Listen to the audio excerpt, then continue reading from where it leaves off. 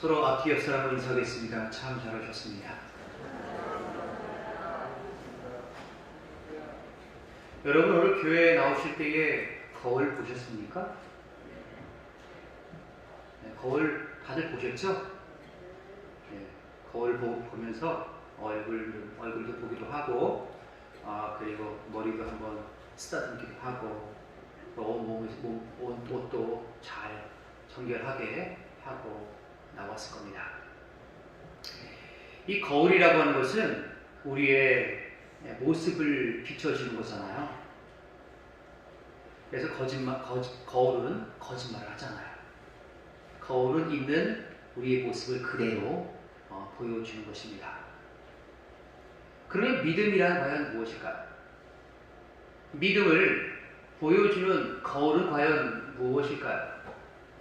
바로 오늘 본문에 세 가지가 나오는데, 이 본문의 말씀 세 가지를 통하여서 정말 믿음은 과연 어떠한 삶을 살아가는 것이, 과연 그 사람이 믿음이 있는가 없는가 우리가 알아볼 수가 있다라고 하는 것이죠.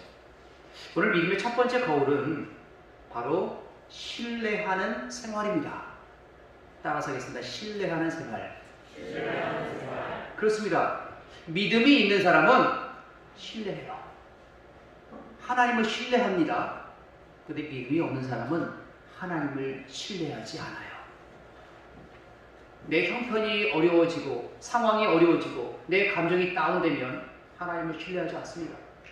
그것은 믿음이 없는 거예요. 없는 거라 봐도 맞습니다. 다니엘이라고 하는 사람이 있었습니다. 다니엘은요, 이 바벨론 시대의 다리오 왕 때의 총리인데요, 그 당시 총리가 3명이었습니다. 넓다 보니까 3명을 나눠서 일을 맡겼는데, 이 다니엘이라고 하는 사람이 마음이 굉장히 민첩한 사람이었어요. 왕에게 손해를 끼치지 않고요, 왕이 마음에 딱딱딱딱 맞게 일을 잘 처리해요. 왕의 신임을 얻습니다. 그래서 이제 다니엘에게 전국을 다 맡기려고 그러는 계획을 세우죠. 그러다 보니까 다른 총리들이 좋아하겠습니까? 안 좋아하는 거예요. 시기하죠. 안 되겠다. 저놈이 우리 민족도 아닌 놈이 와갖고 우리의 우두머리가 되려고 그러는구나. 안 되겠다. 저놈을 갖다가 그냥 몰아내자, 죽이자. 그래서 총리들과 고관들이 왕에게 찾아갑니다. 왕에게 찾아가서 제안을 하죠. 왕이시여, 30일 동안만 왕 외에 다른 신이나 어떤 곳에 기도하는 자는 저 사자굴에 집어넣는 것이 어떻겠습니까? 그러면 왕의 왕권도 튼튼해질 것입니다.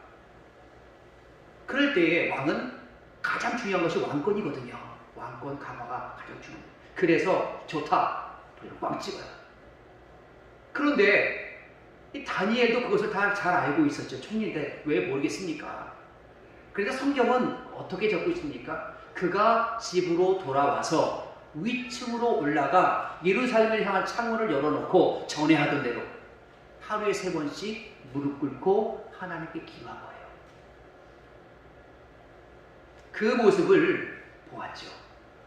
그 모습을 총리들과 고관들이 보고 왕에게 고합니다. 저 다니엘이라고 하는 저 사람이 와갖고 예루살렘을 향하여서 기도하는 것을 우리가 보았습니다. 결국은 사자굴에 들어갈 수밖에 없었습니다. 왕도 자기가 내렸던 명령이기 때문에 그냥 총회하는 총리였는데도 불구하고 사자굴에 집어넣어라 라고 할 수밖에 없었어요. 사자굴에 들어갔습니다.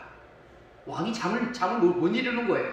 야, 이제 집어넣으면 이제 죽을 텐데 밤을 새고 그 새벽에 가서 보지 않습니까? 다니엘아, 내가 사시는 내 하나님 너를 지켰느냐? 왕이여, 만세수를 하옵소서. 그러면서 거기서 살아나죠. 그때에 다니엘서 6장 23절은 이렇게 적고 있습니다. 왕이 심히 기뻐하여 다니엘을 굴에서 올리라 하매 그들이 다니엘을 굴에서 올린즉 그의 몸이 조금도 상하지 아니하였으니 이는 그가 자기 하나님을 믿음이었더라. 다니엘은 원래 믿음이, 여러분, 그거 아닙니다. 상황이 닥쳐보십시오.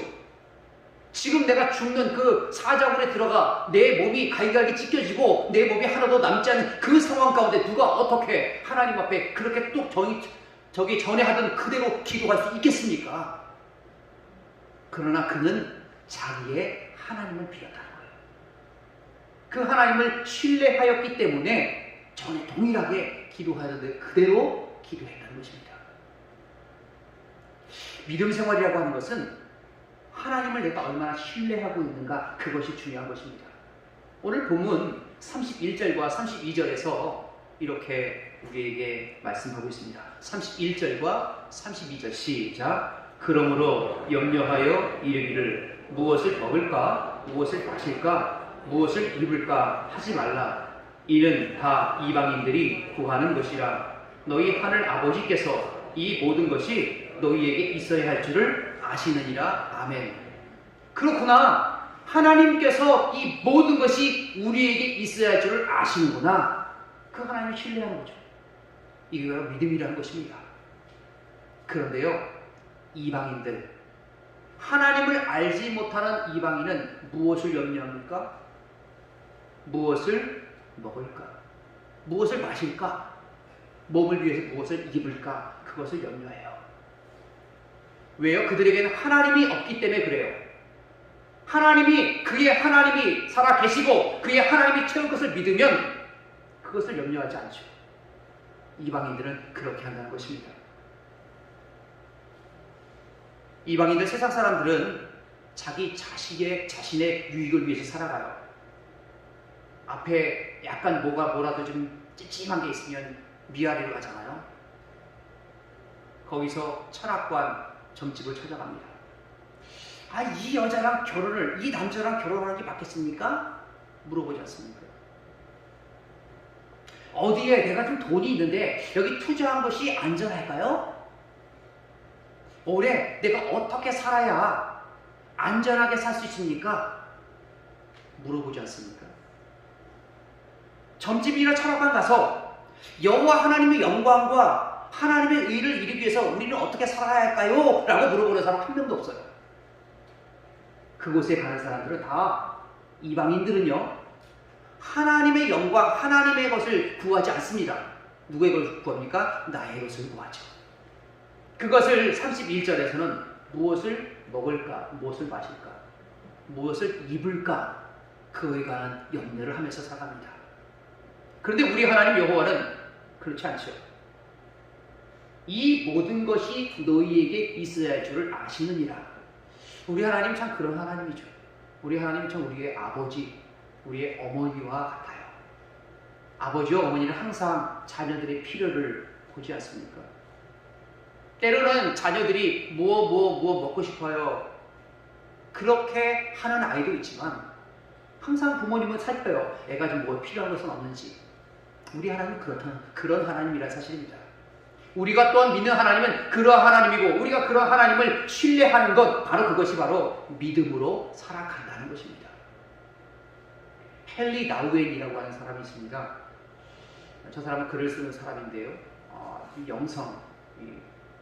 영적인 도서를 쓰는 사람이 바로 헨리 나우엔입니다. 저분은 믿음에 관해서 많이 얘기를 했죠. 근데 이제 죽기 바로 직전에 나온 책이 하나 있는데, 마음에 들려오는 사랑의 소리라고 하는 책이 얇은 책입니다. 그런데요, 그 책에서 신뢰하라, 하나님을 신뢰하라, 하나님을 신뢰해야 된다라고 하는 것이 바로 60번 이상 나온다고 합니다. 그 중에서 한 대목만 설명을 이렇습니다. 매 순간 당신은 내가 너를 사랑한다, 내가 못해서 너를 조직했다 라고 하시는 음성을 신뢰하기로 결단해야 된다. 방향을 멈추어라. 대신 집에 돌아와 하나님이 당신의 필요를 채워주실 것을 신뢰하라. 지금까지 당신은 남을 기쁘게 하는 자였고 남에게 의존하여 자신의 정체를 찾으려 했다. 그러나 이제 당신은 스스로 만들어낸 모든 버팀목을 내려놓고 하나님만으로 족함을 신뢰해야 된다. 근본적인 선택은 하나님이 당신과 함께 계시며 당신의 가장 절실한 필요를 채워주실 것을 항상 신뢰하는 것이다. 하나님을 신뢰한다는 것 정말 어려운 것이죠. 내 상황에 따라서 우리는 감정의 동물이기 때문에 왔다 갔다 거립니다. 또 일이 좀 조금 잘 됐잖아. 하나님을 잘 믿는 것 같고 신뢰하는 것 같아요. 근데요, 일이 잘 안 되고 내 마음이 가라앉고요. 내가 하나님에 대해서 무슨 신앙생활 하면서 누구에 대해서 섭섭한 것, 서운한 것, 상처되는 것을 들었을 때에 참 이상하죠. 사람으로부터 상처를 받았는데 하나님을 원망해요. 당황하죠. 이것은 믿음 생활이 아니에요. 우리가 믿는 하나님은 나를 도와주시고 나를 사랑하시고 늘 변하지 않는 하나님이로구나. 그것을 신뢰하는 것이 바로 믿음이라고 하는 것입니다. 오늘도 이 헨리 나우인이 얘기한 것처럼 우리 하나님은 모든 것을 다 채워주시는 그 하나님이다 라고 하는 것을 신뢰하는 귀한 삶이 우리 안에 있기를 간절히 바랍니다. 두 번째, 바로 믿음의 거울은요, 우선적인 생활을 하는 것입니다. 따라서 하겠습니다. 우선적인 생활. 이것은 우리가 살아가다 보면 여러 가지를 막 만나요. 그럴 때에 나의 우선순위는 어디에 있는가? 라고 하는 것입니다. 아브라함은 하나님의 말씀을 듣고 갈대아 우르에서 떠나서 하나님께서 지시하시는 땅으로 가요. 하란에 잠깐 들렸다가 그 가나안 땅으로 들어가서 세겜 땅 모래 상수리 나무까지 갑니다. 거기서요, 그가 제일 처음 한 것은 무엇이냐면 하나님께 제단을 쌓은 거예요. 하나님께서 말씀하시죠. 내가 이 땅을 내 자손에게 주리라. 그 하나님께 그는 거기서 제단을 쌓습니다. 제단을 쌓는다는 것은 오늘날 예배를 드린다라고 하는 것입니다. 근데 거기서요, 옮겨서 베델 동쪽 산으로 갑니다. 베델에 이르러서 여호와 하나님께 다시 제단을 쌓는 거예요. 그는 처음 간 그 이방인의 땅, 하나님께서 약속해 주셨지만 거기는 가나안 사람이 살고 있었어요. 그곳이 하나님께서 나에게 주시는 땅이다 라고 믿고 거기서 하나님 앞에 예배를 드리고 다시 옮겨서 이사를 하여서 또 예배를 드립니다. 많은 것을 할 수 있었어요. 그러나 그는 가장 처음으로 우선적으로 해야 한 것은 무엇이냐면 하나님께 예배 드리는 것이었어요. 우리에게는 많은 일이 일어납니다. 힘든 일이 있을 수 있고 여러 가지 상황이 많이 일어나요. 그러나 우리가 다른 무엇보다도 해야 될 것은 바로 예배라는 거예요. 바로 다른 급한 일과 예배가 겹쳤을 때 나는 어디를 선택하는가? 그것이 바로 우리가 우선순위가 어디에 있는 줄을 아는 것이죠. 우리가 하나님 앞에 믿음으로 산다라고 하면 절대 우리가 버려서는 안 되는 것은 바로 주일 성수라는 거예요. 우리가 비대면으로 할 때는 이쪽으로 우리가 예배당에 나와서 예배 드리지 못할지라도 우리 마음은 하나님을 향해 정해져 있는 거예요. 중요한 것은 우리 마음이 하나님을 떠나느냐, 하나님 앞에 있느냐, 그것이 중요한 것이지. 몸이 나왔는데 이렇게 앉아있는데 친구가 딴 데가 있어. 저기 어제 봤던 연습복 생각이라 하고 내일 이따가 오후에 뭐 할까 그런 생각을 하고, 이건 온전한 예배가 아니라는 것이죠. 바로 시작을 예배로 하시기를 간절히 바랍니다.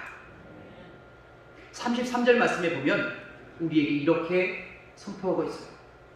함께 봉독하겠습니다. 시작. 그런즉 너희는 먼저 그의 나라와 그의 의를 구하라. 그리하면 이 모든 것을 너희에게 더 하시리라. 아멘. 이 말씀 정말로 귀한 말씀이고 잘 아는 말씀입니다. 이 산상수훈이라고 하는 마태복음 5장과 6장과 7장 중에서 가장 그 가운데 골라서 보면은 저 말씀이죠. 그 모든 한 말씀을 한마디로 추락하면 그것입니다. 너희는 먼저 그의 나라와 그의 의를 구하라. 세상 사람들은 우선순위에 따라 살아갑니다. 야, 오늘 무슨 일을 하지? 회사에서 무슨 일이 있고 때로는 직장에서 무슨 일이 있지. 그러면 이거부터 해야 되겠다. 항상 우리는 순위를 갖다가 매기면서 살아가요. 그때에 가장 우리의 우선순위가 여호와 하나님의 나라와 하나님의 의를 이루는 것에 두기를 간절히 바랍니다. 보험회사에 근무하는 조지 베버리 쉐어라고 하는 사람이 있습니다. 1930년대에 직장 생활을 했어요. 1930년대는 대공황 시기입니다. 지금 같은 시기겠죠. 뭐 지금 미국 경제가 대공황보다 더 심각하다라고 하니까. 근데 대공황이 있으니까 막 실직이 막 되고 막 그 임금도 막 쭉쭉쭉쭉 깎고 그러니까 너무 스트레스가 되는 거예요. 그러던 차에 저 조지가 원래 이제 목사님 아들이거든요. 근데 이제 자기가 달란트가 있어갖고 교회에서 피아노 치면서 또한 찬양을 통해 하나님께 영광을 돌리는데 괜히 뭐 그렇게 항상 걱정을 하고 다니니까 어머님 이제 사모님 엄마가 피아노 위에 건반에다가 이렇게 적은 글을 놓았습니다. 주 예수보다 더 귀한 것은 없네. 이 세상 부귀와 바꿀 수 없네. 그것을 보고 깊은 감명을 받아요. 그렇구나. 주 예수보다 귀한 것은 없구나. 이 세상 부귀, 명예 바꿀 수가 없구나. 세상 사람들은 세상 부귀, 명예를 따라 그렇게 살아가고 있지만 우리 성도는요 그렇게 사는 사람이 아닙니다. 기준이 다르기 때문에 그렇죠. 주 예수보다 귀한 것은 없네. 조지는 이 가사를 통해서 작곡을 합니다. 그래서 우리가 부르는 찬송가 주 예수보다 귀한 것은 없네. 바로 그 찬송가를 작사 작곡하게 된 것이죠. 여러분, 주 예수님보다 더 귀한 분 없기를 간절히 바랍니다. 세상 무엇보다, 세상에 뭐 있는 우리가 추구하는 무엇보다도 우리 하나님, 우리 예수님을 우리의 중심에 놓고 다른 무엇보다도 우리 주님을 먼저 우선순위에 놓는 귀한 삶이 우리에게 있기를 간절히 바랍니다. 세 번째요, 믿음의 거울은요, 자족하는 생활입니다. 따라서 하겠습니다. 자족하는 생활. 바울 사도는 고린도 교회를 향해서 이렇게 고면합니다. 고린도 후서 3장 5절입니다. 우리가 무엇이든지 우리에게서 난 것 같이 스스로 만족할 것이 아니니 우리의 만족은 오직 하나님으로부터 나느니라. 여기서 이 만족이라는 것은 뭐 풍요, 우리가 뭐 가득 차고 그런 것보다도 하나님께서 그에게 부어주시는 능력과 재능이라고 하는 것입니다.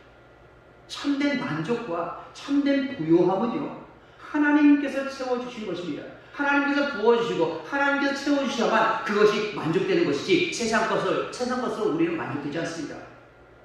계속 바닷물을 마시는 것과 똑같죠. 마시고 또 마시면 나중에 죽는 겁니다. 세상으로는 만족할 수 없고요. 오직 하나님의 말씀, 하나님을 통해서만 만족할 수 있음을 여러분 잊지 않기를 간절히 바랍니다. 바울 사도는 디모데전서 6장 6절에서 또 이렇게 고면합니다. 그러나 자족하는 마음이 있으면 경건은 큰 이익이 됩니다. 우리에게 주신 그 모든 것 위만 바라보고 있다가는 힘들어지게 됩니다. 그러나 우리에게 주신 그것 중에서 하나님께서 나에게 이것을 맡겨주셨구나. 어떤 사람에게는 5달란트를 맡겨주시고 어떤 사람이 2달란트를 맡겨주시고 어떤 사람에게 1달란트를 맡겨주시고 각각 5개, 2개, 하나를 주님께서 요구하실 겁니다. 주시는 것에서 감사하는 거죠. 아니 왜 나한테 5달란트 안 주셨지? 2달란트만 남기면 됩니다. 아니 왜 나에게 2달란트 안 주셨지? 1달란트만 남기면 돼요. 여러분, 남에게 비교하지 마시고 하나님께서 우리에게 주시는 그 재능 따라 섬기는 은혜가 있기를 간절히 바랍니다. 오늘 본문 말씀 34절을 함께 봉독하겠습니다. 34절 시작. 그러므로 내일 일을 위하여 염려하지 말라. 내일 일은 내일이 염려할 것이요 한 날의 괴로움은 그날로 족하리라. 내일 일은 내일 가서 염려하는 것이고요, 한 달에 있던 그 괴로움 바로 그날로 족하고 다음까지 넘기는 것보다 그날로 족한 것입니다. 우리 주님께서 우리에게 주신 것 감사하고 염려하지 않고 오늘 하루 주신 그 날 가운데 선용하며 충성하며 하나님의 영광을 귀한 삶이 우리 안에 있기를 간절히 바랍니다. 다 함께 기도하겠습니다. 은혜로우신 아버지 하나님 감사합니다. 우리의 삶의 모든 걸음걸음을 세시고 인도하시는 아버지 하나님, 오늘도 우리가 살아가면서 많은 어려움도 있고 나의